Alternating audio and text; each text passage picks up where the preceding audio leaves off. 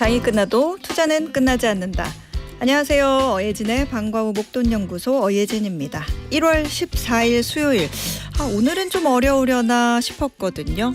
전날 밤에 미국 증시가 약세를 보이면서 투자 심리가 좀 얼어붙을 수도 있겠다 싶었는데 우리 증시는 9거래일 연속 상승하면서 코스피가 매일 기록을 갱신하고 있습니다. 0.65% 오른 4,700선 넘기면서 4,723회 거래를 마감을 했습니다. 기관의 매수세가 지수를 이끌었는데요. 시총 상위 종목 골고루 상승하는 모습이었습니다. 삼성전자, SK하이닉스도 많이 올랐고요. 네, 1%, 삼성전자가 2% 가까이 올랐네요. 현대차 등등등 두산 에너빌리티도 강세 보였습니다. 한편 코스닥 지수는 오늘 조금 약보합세 보였습니다. 0.72% 하락한 942로 내려왔습니다. 달러원 환율은 계속 오르는 모습입니다. 3원 80전 오른 1,477원까지 올라 있습니다. 이렇게 시장 마무리를 했네요. 지금 이곳 목동의 기온은 0도입니다. 어예진의 방과 후 목돈연구소 시작합니다. 어예진의 방과 후 목돈연구소 첫 곡 제가 너무너무 좋아하는 H.O.T의 캔디 띄워드렸습니다. 그 당시에 팬심으로 돌아가서 열심히 춤을 추다가 온에어가 들어와가지고 급히 오프닝 멘트 시작합니다. 박희정님, H.O.T 캔디 오랜만이네요. 요즘엔 NCT 캔디던데. 맞아요. NCT가 이제 리메이크해서 다시 불렀죠. 그래도 우리 마음속에는 항상 H.O.T 캔디가 재생이 되고 있죠. 이상영님, 출석합니다. 안녕하세요, 어소장님. 왠지 토니 팬이셨을 것 같은데요. 아닌데 저는 우혁이 오빠 팬이었습니다. 근데 이렇게 오래 방송국을 왔다 갔다 했는데도 우리 H.O.T 오빠들을 한 번도 본 적이 없어서 제가 가슴속에 한이 맺혀 있습니다. 듣고 계신가요 혹시? 네. 제가 팬입니다. 차영숙님, 안녕하세요. 소장님 인사는 매일 못 남겨도 매일 듣고 있답니다. 청취율 조사 전화 목 빠지게 기다리고 있는데 안 와서 아쉬워요. 어방목 잘 듣고 있다고 말할 건데 말이죠. 마음으로도 충분합니다. 혹시 전화 받으시면 너무 좋지만 차영숙님의 마음만으로도 든든하게 제가 힘이 되고 있습니다. 월요일부터 금요일까지 오후 4시에 문 여는 SBS 라디오 어예진의 방과 후 목돈연구소, 무료로 SBS 라디오 들을 수 있는 어플 고릴라 그리고 유튜브 채널 시교라로 함께 하실 수 있고요. 올해 첫 번째 청취율 조사 여전히 진행하고 있습니다. 왜 이렇게 끝나지 않을까요?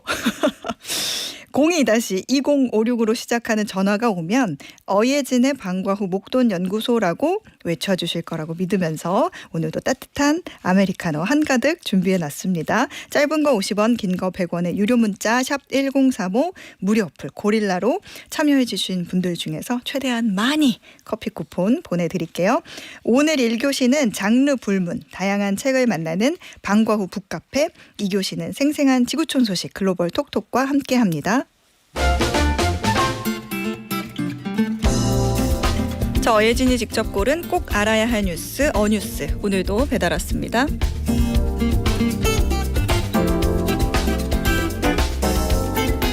여러분 돈방석에 앉아보신 적 있나요? 한국조폐공사가 굿즈로 내놓은 진짜 돈방석, 요즘 꽤나 핫한 아이템이라고 합니다. 폐기된 지폐를 잘게 잘라 만든 이른바 돈가루를 솜과 섞어서 만든 500원짜리 동전 모양의 방석입니다. 무려 3차례에 걸쳐 완판될 정도로 화제가 됐죠. 100원짜리 동전 모양의 동전 지갑도 있습니다. 여기에도 5만 원권 화폐에 부산물을 넣었다고 하네요. 조폐공사가 왜 갑자기 이런 걸 만들었을까요? 이유가 꽤 현실적입니다. 작년 한 해 우리나라는 유통을 목적으로 새로 만든 동전이 단 한 개도 없었습니다. 기념품 말고 실제 쓰라고 찍어낸 동전이 역사상 처음으로 제로였다는 거죠. 동전을 만드는 원재료인 구리, 니켈, 아연 같은 금속 가격은 계속 오르는데 동전의 액면가는 그대로잖아요. 그러니 이제는 10원짜리 동전 하나를 만드는데도 10원보다 훨씬 큰 비용이 드는, 배보다 배꼽이 더 큰 상황이 된 겁니다. 게다가 요즘은 오락실이나 자판기에서도 동전 대신 카드 결제가 가능해지면서 동전이 점점 필요 없게 됐죠. 실제로 최근 5년 동안 동전 제조에 들어간 비용은 950억 원이 넘는데요. 그렇게 만들어진 동전의 가치는 300억 원도 되지 않는다고 합니다. 한때 조폐공사 매출의 100%를 차지했던 화폐 제조 비중이 이제 20%대 초반까지 뚝 떨어진 이유죠. 이런 흐름은 우리만의 이야기가 아닙니다. 미국은 200년 넘게 쓰던 1센트짜리 동전, 페니 생산을 지난달부로 완전히 중단했습니다. 중국은 이미 거지도 QR코드로 동량을 받는다는 말이 나올 정도로 현금 없는 사회가 됐고요. 스웨덴에서는 일부 교회들이 헌금도 카드로 받는다고 하네요.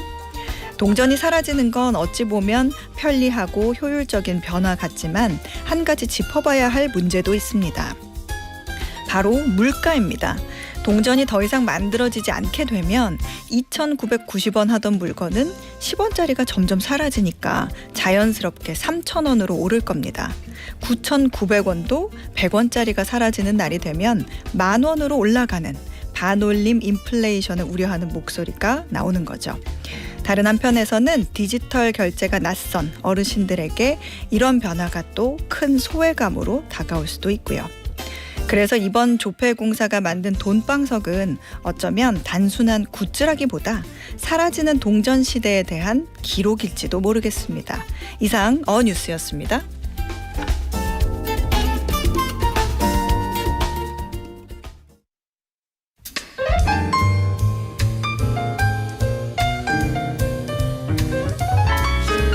경제부터 인문, 사회, 문학, 자기계발서까지 다양한 책이 있는 방과후 북카페. 오늘도 예스24 손민규 도서 MD가 책 소개해드립니다. 어서 오세요. 네, 안녕하세요. 예스24 도서 MD 손민규입니다. 네, 오늘 처음 만나볼 책은 뭘까요? 네, 코스피가 4,700을 넘어서면서 네. 지금 서점가에도 투자 쪽 책들이 인기가 많습니다. 그중에서 인상적인 책 한 가지를 꼽아봤는데요. 네, 경제경영 6위까지 올라와 있는 텐베거 포트폴리오라는 책입니다. 저자가 김학주 한동대 AI 융합학부 교수인데요. 이 교수가 애널리스트 출신입니다. 네, 그래서 맞아요. 이제 세계 경제의 큰 흐름을 여러 채널을 통해서 알기 쉽게 전달해 왔는데요. 책 제목부터 굉장히 눈길을 사로잡습니다. 텐베거 포트폴리오.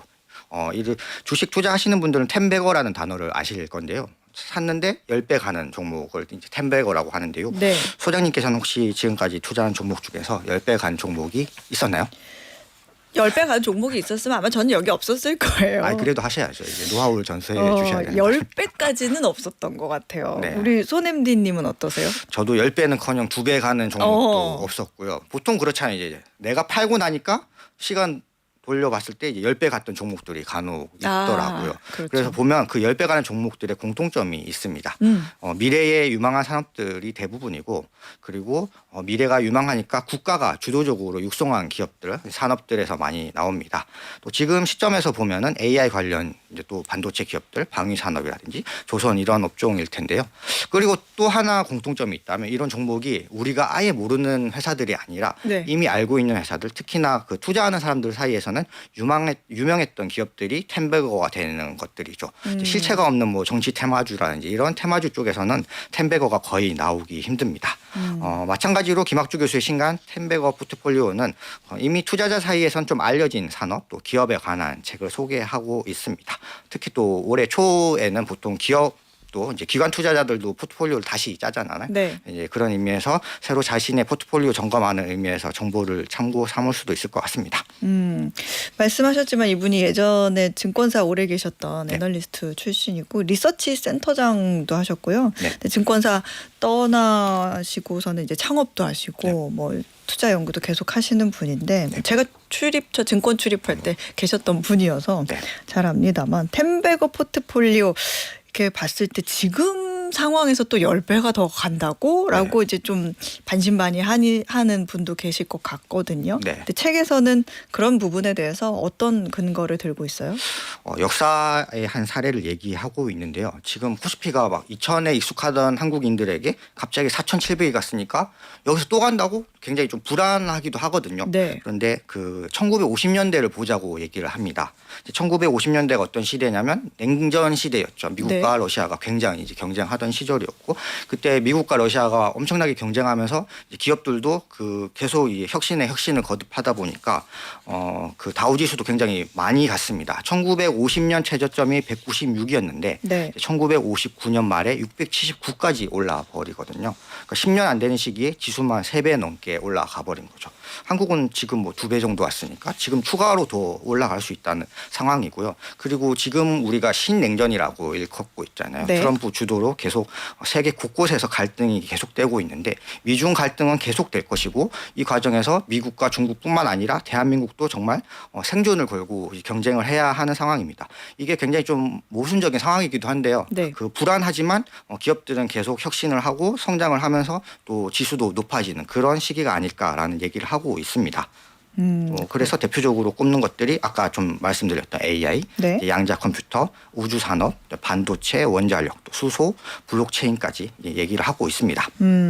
이분이 이런 쪽에서 많이 관심을 갖고 계시는 것 같기도 하더라고요. 네. AI, 양자 컴퓨터, 반도체, 원자력, 수소, 블록체인 얘기하셨는데 네. 이 얘기를 들어보니까 이거는 우리 정부에서도 좀 많은 예산을 써가지고 육성하려고 하는 그런 분야와도 이제 일맥상통하네요. 네, 맞습니다. 또 저는 공교롭게도 2026 CES에서 현대차가 공개한 휴머로이드 로봇 있었잖아요. 굉장히 화제가 됐는데 이 휴머로이드 로봇에 관해서도 얘기를 하고 있고요. 이 로봇을 보면서 가장 먼저 대체되는 게 사무직이 아니라 어쩌면 블루칼라 노동직일 수도 있다라는 네. 생각을 할 정도로 이 기술 개발이 굉장히 빨라지고 있습니다. 이 책이 한 50가지 종목이라기보다는 기업들을 얘기를 하고 있는데요. 네. 아무래도 그 원천 기술이라든지 앞서가는 기술들은 미국 주도이다 보니 미국 기업이 좀 더 많고요. 또 한국 기업도 많습니다. 이제 반도체 분야의 대표적인 삼성전자나 SK 하이닉스, 이제 원자력 쪽에서는 현대건설이나 두산에너빌리티와 같이 이미 지금 다 알고 계신 기업들에 대한 얘기하고 있고요. 아마 미국 쪽은 미국 투자하시는 분 아니라면 좀 모르시는 이제 정보가 좀 많습니다. 그런 얘기를 하고 있습니다. 그렇군요. 텐베거가 사실 굉장히 장기 투자 관점에서 봤을 때도 굉장히 네. 좋은 아이디어긴 한데 사실 이게 우리가 투자를 하다 보면 많은 분들이 공감하시겠지만 2배만 올라도 아이고 네. 이게 어디야 하면서 팔고 싶어지거든요. 근데 꼭 참고 네. 그 시기를 이겨내면서 10배까지 좀 버티는 요령 이런 거 혹시 책에 나와 있나요? 마지막으로 이제 2가지를 당부하면서 이 책이 끝나는데요. 네. 없는 돈이라 생각하고 절대로 열어보지 말라라고 얘기를 하고 있고요. 기본적으로 이 텐버그러가에서 이게 사놓고 몇 달 안에 10배가 가는 게 아니라 몇 년에 걸쳐서 10배가 가는 것이기 그렇죠. 때문에 이제 장기 보유 관점에서 이제 해야 됩니다. 그러면 내가 이 돈은 없어도 되고 이제 극단적인 경우는 다 잃어도 된다 생각하면서 그런 관점으로 진행을 해야 되고요. 그만큼 이제 한 종목이 다 없어질 수도 있잖아요. 극단적으로. 그래서 분산 투자를 해야 된다고 얘기를 하고 있고요. 그리고 내가 처음 이 회사, 이 산업에 투자했을 때의 아이디어가 무너졌다면 지체 없이 팔아야 된다고 얘기를 합니다. 예를 들면 내가 이 회사가 지금 당장은 돈을 못 벌지만 굉장히 기술력이 있고 시장 점유율이 1위인데 계속 돈은 못 버는데 기술력이 떨어지고 시장 점유율마저 1위를 내놓는다면 바로 이제 매도를 해야 되겠죠. 또 하나 또 재밌는 얘기는 내가 아는 아이디어를 모든 사람이 안다고 싶을 때는 그러니까 이제 다른 사람이 사줄 생각이 없는 거죠. 이럴 때는 제 생각엔 그 인간 지표를 이용해야 된다고 생각합니다. 주식에 투자에 아무런 관심 없는 사람들 아직 많거든요. 제 주변에도 코스피가 4,700 와도 이제 주식 투자 안 하는 사람들이 있는데 이 사람이 이 기업을 샀다라고 했을 때는 약간 경고의 경고의 메시지가 일 수도 있죠. 네. 그렇군요. 이런 내용 좀 참고해서 연말에 좀 저도 웃을 수 있게 포트폴리오를 한번 잘 점검을 해봐야겠네요. 이제 2번째 책도 한번 볼까요? 2번째 책은 인구는 거짓말하지 않는다라는 제목입니다. 네. 경제학자인 딘 스피어스랑 마이클 제루소라는 2사람이 함께 썼고요. 인구 문제에 관한 책이고요. 경제학자인데 인구 문제에 굉장히 관심이 많은 저자입니다.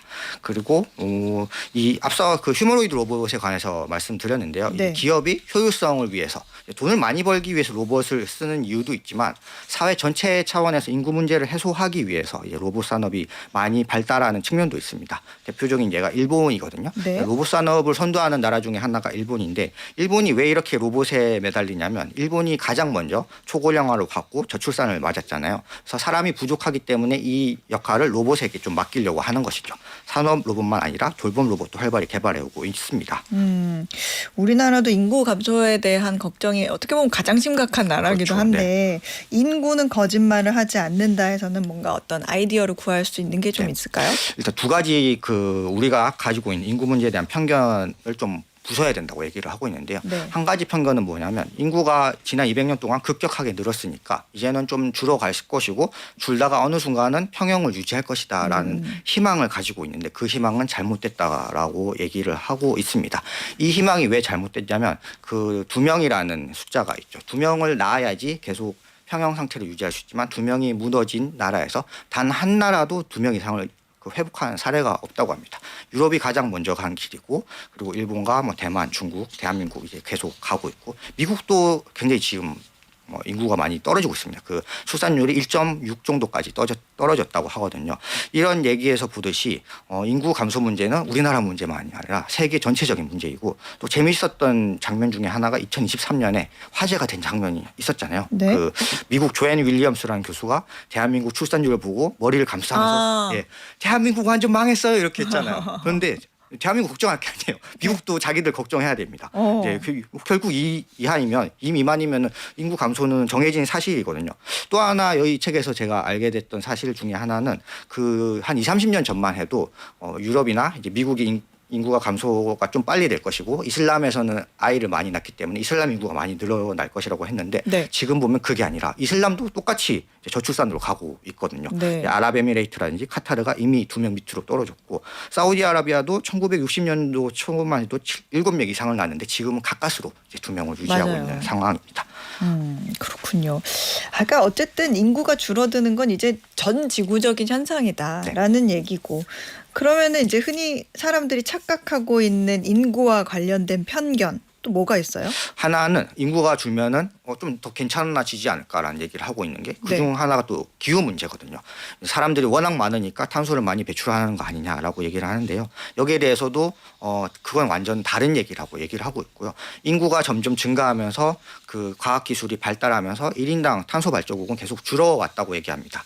그게 인구가 많아질수록 뭐 대도시를 우리가 보면 알듯이 이제 많아지면 많아질수록 그 또 기술 개발, 과학기술도 계속 개발이 잘 됩니다. 그런데 인구가 줄면 그런 혁신의 힘이 멈출 수 있다고 굉장히 경고를 하고요. 혁신의 힘이 멈출 수 있다. 그렇죠. 이제 대한민국만 봐도 알 수 있는 게 인구가 계속 유지된 대도시는 기본적인 도시 그 서비스가 다 유지가 되는데 인구가 줄어들면 여기 상점이 문 닫고 병원도 문 닫고 그 교육도 문 닫고 그런 식이잖아요. 그래서 인구 감소는 결국 파탄일 수밖에 없다고 얘기를 하고 있습니다.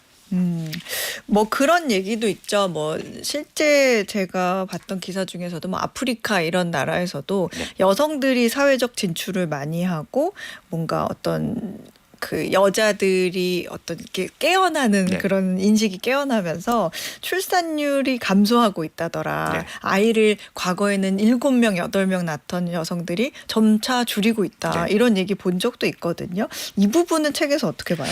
이 책에서는 좀 다른 관점으로 얘기를 하는데요. 그러니까 인구가 우리가 지난 200년 동안 폭발적으로 증가하다 보니까 자유민주주의가 확산이 됐잖아요.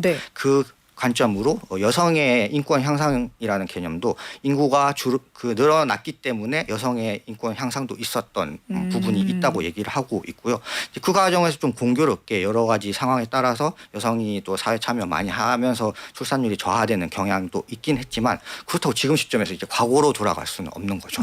그리고 지금 데이터를 보면 여성이 사회적인 위치가 좀 안정적인 나라 그리고 여성이 출산 후에도 복귀를 할 수 있는 그런 나라에서 출산율이 그나마 안정적으로 유지가 되고 대한민국이라든지 일본과 같이 이제 성별 임금 격차가 굉장히 크고 그 출산 후에 경력 단절이 큰 문제인 나라에서는 출산율이 계속 떨어질 수밖에 없는 거죠.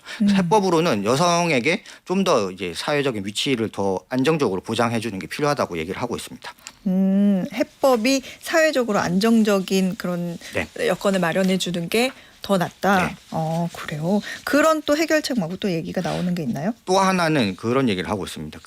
그렇다고 이 여성들에게 아이를 좀 낳으라고는 강요를 할 수 없는 분위기죠. 그래서 여성이 아이를 낳지 않기로 한 사람들은 안 낳으면 됩니다. 절반이 안 낳으면 되는데 그러면 낳기로 한 사람들은 어쨌든 육아라든지 아이에 대해서 가치 부여를 많이 하는 사람들이잖아요. 이 사람들이 이제 1명 낳고 2명 낳고 3명 낳고 4명 낳고 더 많이 나올 수 있도록 그런 사회적 인프라를 갖추는 게 필요하고 사회 전체적인 분위기에서도 이 육아에 대한 아이를 키우는 일에 대한 의미 부여를 좀 높게 하는 게 이제 필요하다고 얘기를 하고 있습니다.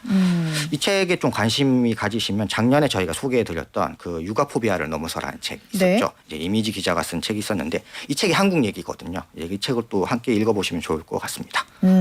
사실은 이게 이렇게 말처럼 쉬운 문제도 아니고 금방 해결될 문제도 아니긴 해서 이런 책들을 읽으면서 같이 고민해 볼 수 있는 그런 시간이 됐으면 좋겠네요. 마지막 책까지 만나보죠. 네, 마지막 책 제목이 아은의 바라본 삶입니다. 네. 요즘 100세 시대니까 제목 자체는 그렇게 특이한 게 없습니다. 다만 저자가 찰스 핸디라는 점이 좀 이제 특별한 점인데요. 그 경영사상가 명예전당이라는 게 있더라고요. 여기에 피터 드러커나 필립 코틀러 같은 경영사상가가 있는데 바로 그 찰스 핸디도 이제 명예전당에 헌액된 사람이고요. 그 경영사상가로 굉장히 유명했던 사람이고 대표적으로는 우리나라에서 포트폴리오 인생이라는 게 있는데요. 네. 이 책에서 예언하기로 미래의 사람들은 임금 노동뿐만 아니라 프리랜서 노동도 해야 되고 가사 노동도 해야 되고 사회에서는 자원봉사도 해야 되고 또 평생 학습도 해야 된다. 이런 것들을 좀 균형 있게 하는 게 좋은 삶이라는 얘기를 했던 이제 사상가입니다. 이게 찰스 핸디가 재작년에 2024년 12월에 타계하면서 이게 유작이긴 했는데 책 내용을 제가 좀 쭉 보니까 잘하는 일은 하고 남에게 좀 나누자 이런 말들이 좀 있는 것 같아요. 단순한 진리긴 한데 이게 실천하기 좀 쉽지 않잖아요. 예, 그렇습니다. 뭐 이제 이 경영사상가로 이름을 날렸지만 경영사상에 대한 얘기보다는 그냥 먼저 산 선배가 손자에게 해주는 식의 이제 따뜻한 인생 경험을 얘기를 했는데요. 네. 아까도 말씀해 주셨듯이 사람은 자신이 가장 잘하는 일을 해서 남들에게 도움이 될 때 가장 행복하다는 얘기를 이제 많이 하고 있고요. 결국 내가 하고 싶은 일을 좀 해야 한다는 얘기를 하고 있습니다. 그리고 본인이 성공한 삶을 살았는데 어떤 삶을 이제 성공했고 어떤 노하우가 있었는지 같은 걸 좀 나누고자 이 책을 남겼다고 합니다. 그렇군요. 일과 나눔, 뭐 자기 객관화의 중요성 이런 얘기들이 담겨 있는 책인데 이 책에서 찰스 핸디가 좀 중요하게 말하는 한 가지 정도 조금 더 알려주시고 마무리를 해보죠. 네, 이 책은 정말 배우자를 향한 사랑도 계속 이제 고백하고 있고 또 친구의 중요성에 대해서도 계속 얘기를 하고 있거든요. 그 이탈리아에서 경험이 본인이 굉장히 행복했다고 하는데 그때도 이탈리아가 좀 친구가 많은 이제 우정을 중요하게 생각하는 분위기가 있었다고 합니다. 네. 점점 더 이제 고독화되고 고립화되는 사회에서 우정을 강조하는 책이 또 저는 최근에는 오랜만에 본 것 같거든요. 우리 26년에는 친구 소중하게 여겼으면 좋겠다는 생각으로 이 책을 추천해드리고 싶습니다. 네, 알겠습니다. 아흔의 바라본 삶이었습니다. 지금까지 손민규 도서 MD의 소개로 만나봤습니다. 감사합니다. 감사합니다. 매주 월요일부터 금요일 오후 4시부터 5시까지 경제에 관한 상식, 지식, 투자 노하우 충전하는 시간입니다. SBS 라디오 어예진의 방과후 목돈연구소와 함께하고 계십니다. 송지선님께서 올해 계획이 한 달에 한 권 책 읽기인데 좋은 책 소개 감사합니다. 이렇게 하트 이모티콘까지 보내주셨네요. 얘기 나온 김에 1부에서 했던 1교시 책 소개해드릴게요. 텐베거 포트폴리오 김학주 저자였고요. 인구는 거짓말하지 않는다. 딘 스피어스, 마이클 제루소. 그다음에 마지막 책은 찰스 핸디의 아흔의 바라본 삶이었습니다. 참고하시면 좋겠네요. 김정아님. 친정엄마가 4살 아들을 봐주시는데요. 하원길에 뜬금없이 피자가 먹고 싶다는 아들. 엄마가 얼른 피자 주문하라고 연락을 주셨어요. 아들 피자에 열심히 일해야겠다는 동기부여가 생깁니다.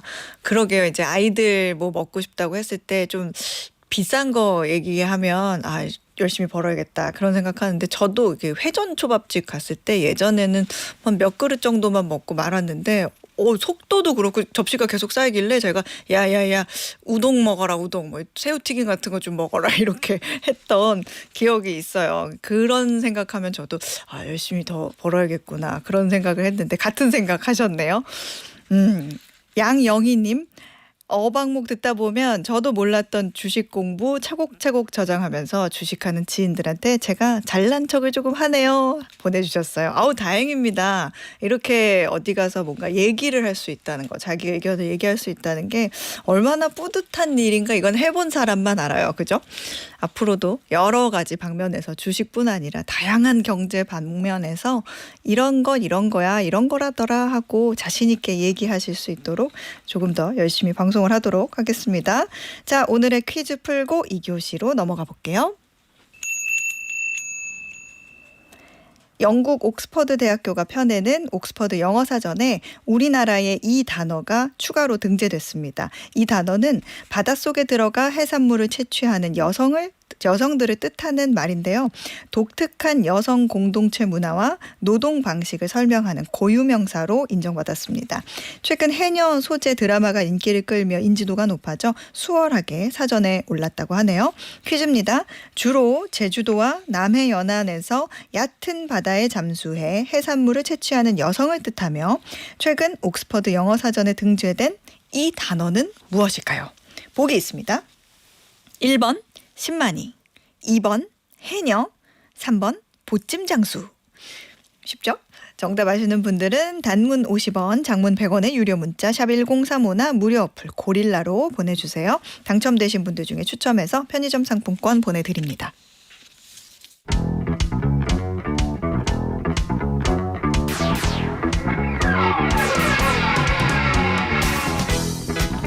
지구촌 방방곡곡을 주우미네 자세히 들여다보는 글로벌 톡톡. 오늘도 한국경제TV 신인규 기자가 안내해드립니다. 어서 오세요. 안녕하세요. 네, 오늘 우리 어디로 한번 데려가 주실 거예요? 오늘은 K-팝 그룹 BTS가 월드 투어에 나선다는 소식을 외신들이 어떻게 다루는지부터 보겠습니다. 네. BTS 멤버들이 그동안 각각 군대 다녀오느라 이 완전체로 오랜만에 뭉치는 건데 오는 4월에 우리나라 고향에서부터 이 공연을 시작해서 일본, 미국, 멕시코, 남미, 유럽, 중동 돌면서 80회에 가까운 공연을 소화하는 대형 투어 일정이 나왔습니다. 이 소식이 연예계뿐 아니라 이 경제 코너에서 이렇게 얘기해도 되는 수준인데 왜냐하면 네. 규모를 생각했을 때 BTS라는 한 그룹의 움직임이 K-팝 넘어서서 세계 음악 산업의 풍향계가 되는 그런 단계까지 올라왔거든요. 그래서 뉴욕 타임즈도 이 소식 꽤 깊이 다뤘어요. 그리고 이런 단적인 예가 영국의 BBC인데 영국의 BBC가 BTS의 월드 투어 계획 다루면서 쓴 기사 제목이라고 볼 수가 있겠습니다.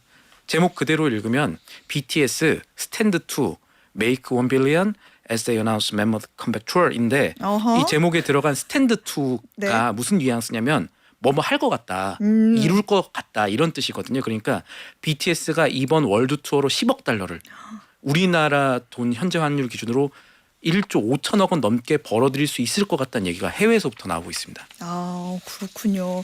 야, 전망대로 BTS가 이번 월드 투어로 10억 달러 정도의 매출을 올린다고 하면 그동안 이제 전 세계에서 있었던 콘서트 월드 투어 수익 기준으로 봐도 이거는 꽤 높은 수준 아니에요? 꽤 높은 수준을 넘어서서 손가락 네. 5 안에 들어갑니다. 오. 심지어 이제 그 영국의 전설적인 가수 엘튼 존을 넘어설 수 있다는 얘기가 되는 거예요. 투어만 기준으로. 네. 다른 것이 아니라 그리고 1위는 누구냐? 지금까지 있었던 뮤지션들의 월드 투어 가운데 제일 성공적이었던 게 이것도 경제에서 소개 많이 됐을 거예요. 미국에 가서 테일러 스위프트의 네. 디 에라스라는 공연입니다. 이게 지난 2023년부터 2년 가까이 전 세계 돌면서 150회 가까운 공연했었고 이때 티켓 수입만 사상 최초로 단일 공연 기준 20억 달러가 넘어갔었어요. 1,000만 명을 동원한 엄청난 투어였고요. 그 다음에 이제 우리가 잘 알고 있는 영국의 콜드플레이, 또 캐나다 출신 가수 위켄드 이런 분들이 이제 월드 투어 수입으로 10억 달러 돌파한 기록 갖고 있습니다. 이런 상황에서 오랜만에 완전체로 활동하는 BTS의 월드 투어가 10억 달러 클럽 대회에 합류한다면 그 의미가 여러모로 클 거예요. 아니 근데 실제로 테일러 스위프트 같은 경우에도 세계 곳곳에서 콘서트를 하면 정말 그 지역에 미치는 경제적 효과가 엄청나서 스위프트노믹스 뭐 이런 얘기도 나오잖아요. 맞습니다. 그러니까 우리 BTS도 우리라고 붙이네. 우리 BTS도 공연이 열리는 이제 지역에 이제 미치는 경제 효과 상당할 것 같은데 어떻게 나오고 있어요? 맞습니다. 그러니까 어느 도시에 엄청난 스타의 월드 투어가 열린다고 하면 네. 그 도시에 어떤 일이 일어나느냐를 아까 말씀하셨던 테일러 스위프트가 보여줬는데 네. 일단 인근의 호텔값 숙박비가 무지하게 뜹니다. 그렇죠. 그리고 근처 식당 꽉꽉 들어차거든요. 왜냐하면 한 곳에 머물면 적어도 2, 3일 정도는 최소한 있기 때문에 이런 현상이 이제 두드러지면서 미국의 이제 중앙은행격인 연방준비제도 페드라고 하죠. 네. 여기가 월간 지역 경제 보고서를 냅니다. 베이지북이라고 해요. 네. 이 베이지북에 지난 2023년 4년 때 테일러 스위프트 공연에 힘입어서 그 도시들, 그 지방의 경기가 좋아졌다. 이렇게 기록으로 남을 정도의 엄청난 파급력이 있었습니다. 그렇군요. 야, BTS 월드 투어가 진짜 얘기하신 대로 엄청나게 흥행을 해가지고 세계 각 지역 경제를 반짝 살리면 아주 뭐 한국 사람 입장에서도 어깨가 이제 으쓱으쓱 올라가고 기분 좋은 일이 될 것 같네요. 글로벌 톡톡 다음 소식도 보죠. 오늘 새벽에 국제유가가 좀 올랐던데 이 이유가 뭔가 하고 보니까 이게 이란 때문이더라 이런 얘기가 있나 봐요. 예, 시장에서는 그런 해석들이 나오고 있습니다. 간밤에 뉴욕 상업거래소에서 국제유가 기준되는 서부 텍사스산 중진류 2.8% 올랐고요. 전거래일 대비 브렌트유도 2.5% 올랐습니다. 그 실제 최근에 유가 평균 등락폭 통계에도 그렇고 기자들이 국제유가 보면서 아침에 눈 비비고 일어나서 시장에 무슨 일이 있나 볼 수가 있잖아요. 네. 그때 살펴보는 등락폭 수준이 있는데 기준이 있는데 그게 최근에는 한 1.7% 정도예요. 이거보다 더 높거나 마이너스로 더 내려가면 보통 뉴스가 나온 뭔 일이 있는 거거든요. 그게 이란이었고 이번에는 그래서 지금 상황을 간단히 요약하면 미국이 조만간 이란의 군사 개입을 포함한 어떤 행동을 할지도 몰라. 그러니까 당장 돈을 조금 더 주고서라도 이란이 지금 어쨌든 원유를 팔고 있는 나라니까 원유를 미리 사두자. 그런 생각들이 지금 원유 시장 트레이더들 사이에서 일어났다라고 보시면 될 것 같아요. 네. 현재 이란 안에서 반정부 시위 일어나고 있다는 소식 뉴스에서 SBS 뉴스도 그렇고 접하신 분들 많을 거예요. 네. 이란 정부가 그러면 안 되지만 무력을 사용해서 시위대를 진압하고 있고 그래서 많은 이란의 시민들이 목숨을 잃고 있는데 이런 상황에서 도널드 트럼프 미국 대통령이 현지 시간으로 오늘 SNS에 글을 하나 띄웁니다. 이란 정부 관계자들과의 모든 회담을 취소했고 이란 시위대를 위한 도움이 곧 갈 것, 온 더 웨이다 이렇게 썼어요.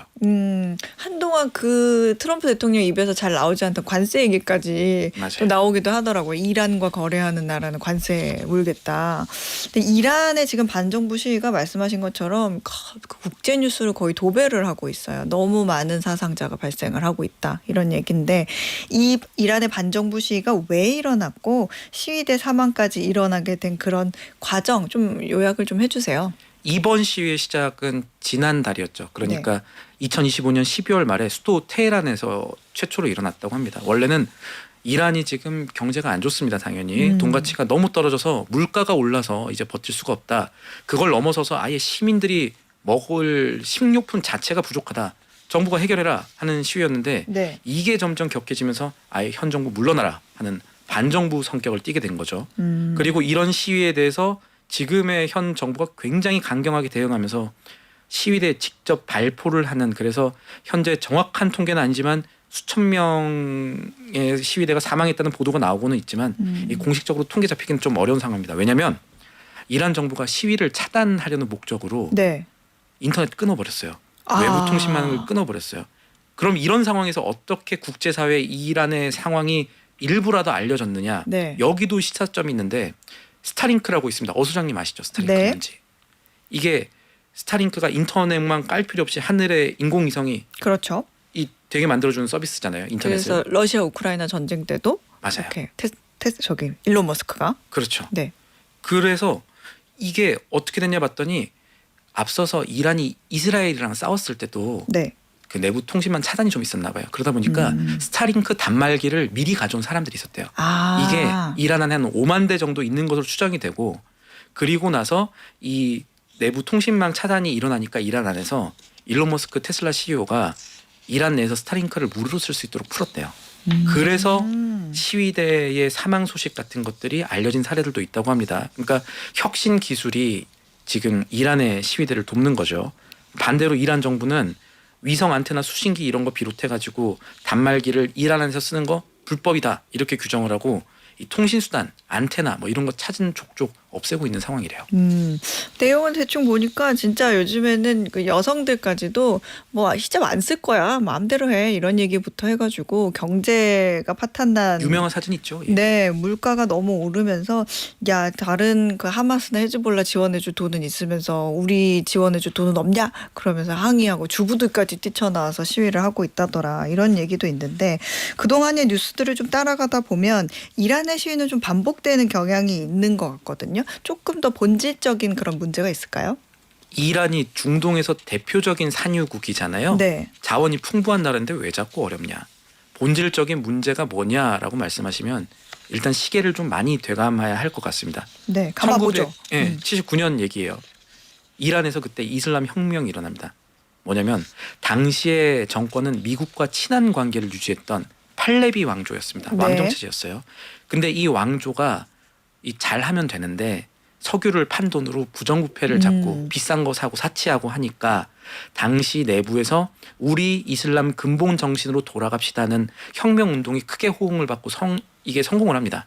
그래서 지금의 이란은 왕정 체제가 아니라 종교 지도자가 정치까지 관여하는, 사실은 종교가 정치보다 조금 더 위에 있어 보이는 이런 소위 말하는 신정 체제가 됩니다. 그렇죠. 이거는 우리 어뉴스에서도 잠깐 예. 얘기해드린 적이 있는데 이 팔레비 왕조 당시에 이 이란의 여성들 패션 보면 미니스커트도 입고 굉장히 여기가 미국인가 싶을 정도로 개방적인, 머리도 다 풀어헤치고 맞아요. 긴 생머리 날리면서 그럴 때가 있었는데, 야, 이 이슬람 율법을 지금 다 뭘로 알고 이 사람들이 이렇게 하고 있냐 하면서 한바탕 뒤집어지면서 이제 지금의 히잡이 됐던. 맞아요. 그때부터 히잡을 다시 쓰게 된 거고. 네. 자, 그러다 보니까 그런 혁명이 일어난 이후로는 미국이 더 이상 이란과 친해지지 않겠죠. 서방 세계도 마찬가지입니다. 미국 입장에선 중동의 친미 정권이 무너진 거니까요. 네. 이제 그런 상황에서 이란은 국가 방어를 위해서, 이란의 입장에서는 국가 방어를 위해서 끊임없이 핵 개발을 한다는 의혹을 받아왔는데, 지난해 9월에 이 핵 협정을 어겼다라는 이유로 유엔 제재, 서방 세계의 제재를 다시 받습니다. 그리고 역사적으로 다른 나라 사례들도 봤을 때 이렇게 나라가 어려워지면 보통은 정부가 사람들을 더 혹독하게 대합니다. 법을 더 세게 만들고 그렇죠. 처벌도 세게 해요. 네. 그렇게 기존 체제랑 대외 관계를 엮여가지고 이란의 시민들의 삶이 피폐해지는 구조가 있었다. 혼란을 이렇게 막아야 보시면, 되니까. 예, 그렇게 보시면 될 것 같아요. 그렇군요. 근데 이란 경제가 어렵다라고는 하는데, 그래도 기름 나는 나라인데 얼마나 어려워졌길래 이런 생각이 들 수도 있거든요. 지금 경제가 얼마나 어려워진 거예요? 저도 지금 최근에 통계가 잡히지 않아가지고 이걸 어떻게 설명해야 되나 보다가 네. 미국의 이 주 이스라엘 대사의 인터뷰가 있었습니다. 여기서 상황이 좀 단적으로 드러나는데, 원래 자동차 한 대를 살 수 있는 돈으로 빵 한 덩어리도 못 사게 되면서 가족을 먹여 살릴 수 없어지니까 와. 이란 사람들이 시위에 나선 거다. 그 이런 지적을 정도라고요? 제가 지난해 4월에 네. 방과후 목돈 연구에서 이란 경제 얘기 다룬 적이 있었죠. 네. 이란이 원래 공식적으로 환율을 달러에 고정시키는 나라입니다. 원래대로라면 이제 달러당 42,000 리알 이렇게 되지만 네. 지금은 100만 리알 그냥 넘어갈 거라고 보고 있어요, 사람들이. 왜냐하면 실제 환전할 때 현지에서는 환율이 다르게 적용되거든요. 이중 환율 제재라고 보시면 되는데, 네. 그 당시에 제가 이란에서 1달러짜리 화장지 두루마리 하나 사려면 우리 돈으로 30만 원 정도는 내야 되는 시대가 지금 기억나네요. 이란에서 벌어지고 있다, 이렇게 네. 말씀드렸었는데, 그때보다 이란 화폐 가치가 더 떨어진 거예요. 추락을 했습니다. 떨어졌구나. 거기다가 지난해 말에요, 이란의 가뭄이 되게 세게 들었습니다. 이게 얼마나 심했냐면 네. 이슬람 교회, 이걸 모스크라고 하잖아요. 네. 이란의 모스크 곳곳에서 기우제를 지낼 정도였대요. 그리고 이란 정부가 인공 강우해야 되나 이렇게 고민할 정도로 가뭄이 들었는데, 그러니까 당연히 식량난이나 식수난이 더 심해진 측면이 있고요. 여러 가지로 이란 사람들의 입장에서는 아이고 하늘도 무심하시지, 이런 탄식이 나올 수밖에 없는 상황이 있었습니다. 그렇군요. 지금 또 뉴스 보면 이제 트럼프 대통령이 오히려 시위대를 이렇게 으쌰으쌰 해주면서 더 항의해, 이렇게 우리가 지원해줄게, 이런 얘기도 들리더라고요. 미국의 이란에 대해서 좀 개입을 하는 그런 부분이 유가에 미치는 영향은 어떻게 될까요? 유가에 미치는 영향 더해서 앞으로 시나리오까지 같이 한번 짚어볼게요. 네. 일단은 유가에 미치는 영향, 그 똑똑한 분들이 어떻게 전망하느냐, 전문가들이 어떻게 보느냐. 영국의 바클레이즈 같은 기관들이 이란의 불안이 유가에 한 배럴당 3, 4달러 정도의 지정학적 프리미엄을 더하고 있다, 이런 분석을 내놨습니다. 뒤집어 생각해보면 이 말은 이란의 문제가 빨리 끝나기만 하면 앞으로 유가가 배럴당 3달러에서 4달러는 좀 떨어지지 않을까라는 생각을 할 수 있다는 뜻이겠죠. 5%의 압력이 있다는 뜻인데, 반대로요, 이란 정부가 이 반정부 시위와 관련해서 미국과 합의가 잘 안 되거나 미국이 이란의 지지를 심하게 하면 유가가 앞으로 더 튀어나갈 수 있다는 가능성이 있다는 얘기도 됩니다. 이게 맥락이 좀 있는데, 네. 이란이 생산하는 석유를 지금 서방 세계들은 제재 차원에서 안 삽니다. 그럼 누가 사느냐?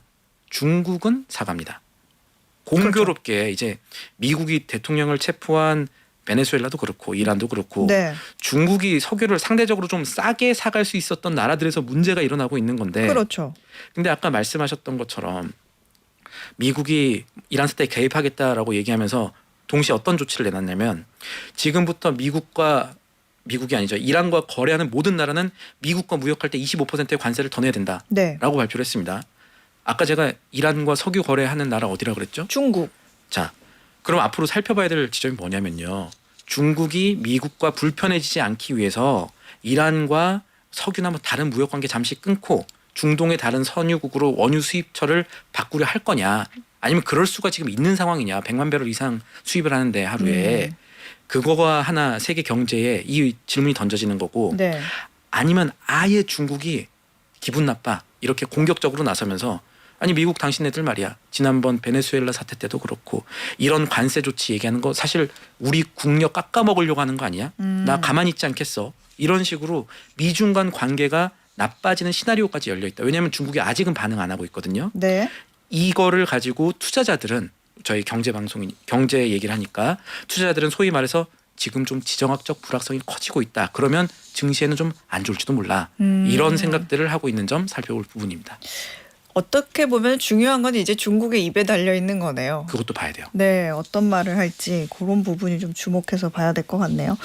네, 오늘 이란 이야기까지 정리를 해봤습니다. 지금까지 한국경제TV 신인규 기자였습니다. 고맙습니다. 고맙습니다. 네, 퀴즈 정답 확인해 보겠습니다. 오늘의 퀴즈에서는 산소통 없이 바다에 잠수해 해산물을 채취하는 여성들을 뜻하는 말로 오랜 세월 이어진 공동체 문화와 노동 방식의 가치를 인정받아 최근 옥스퍼드 영어 사전에 등재된 단어가 뭔지 여쭤봤습니다. 정답은 2번 해녀였습니다. 오늘 편의점 상품권 받으실 세 분은요. 저도 드라마 폭삭 소가수다 해녀 역의 염혜란 씨 보면서 가슴이 뭉클했어요 라고 보내주신 5892님 그리고 파도 아래서 삶을 시작하는 분들 생각하면 힘들다 말하는 제가 투정이구나 싶어요. 경제 이야기 어렵고 무겁다 생각했는데 제 생각을 바꿔주신 예진 소장님 감사합니다. 방송 들으며 오늘도 많이 배웠습니다. 이렇게 마음이 열려 계신 분이 누구시냐면요. 2795님이십니다. 감사합니다. 그리고 마지막으로 제주도 용머리 해안에서 해녀 할머니들이 막 잡아온 뿔소라 해삼에 술 한잔 먹던 기억이 방울방울이네요. 안주는 싱싱하고 바람은 시원하고 낭만은 차오르고 했었는데 그립네요. 이건 아는 분들만 아는 맛이죠. 저도 아는데 박영아님까지 이렇게 세 분께 편의점 상품권 보내드릴게요. 어혜진의 방과후 목돈연구소 오늘 순서는요. 태연의 제주도의 푸른밤 띄워드리면서 저는 마무리하겠습니다. 내일 오후 4시에 다시 찾아오겠습니다. 여러분 고맙습니다.